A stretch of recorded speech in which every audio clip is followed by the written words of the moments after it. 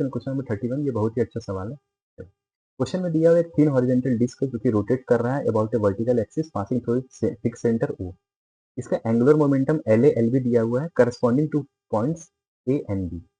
ठीक है यार, OB का वैल्यू दिया हुआ है ट्वाइस ऑफ OA। हमें बेसिकली कैलकुलेट करना है ratio of angular momentum at point A and point B। इस क्वेश्चन को सॉल्व करने के लिए हम लोग को एंगुलर मोमेंटम का थ्योरी थोड़ा समझना होगा। नेट एंगुलर मोमेंटम किसी भी सिस्टम का होता है angular momentum of the system around its centre of mass plus R cross M multiplied by VCM। VCM basically होता है सेंटर ऑफ मास का वेलोसिटी और R तुम्हारा वेक्टर हो जाता है उस करस्पॉन्डिंगली पॉइंट से सेंटर ऑफ मास का पोजीशन वेक्टर।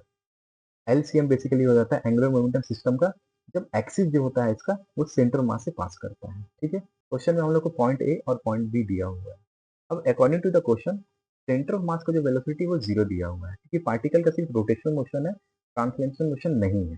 तो LA का वैल्यू सिंपली क्या हो जाएगा, LCM plus R cross M multiplied by 0, जिसका वैल्यू आ जाएगा L सेंटर ऑफ मास।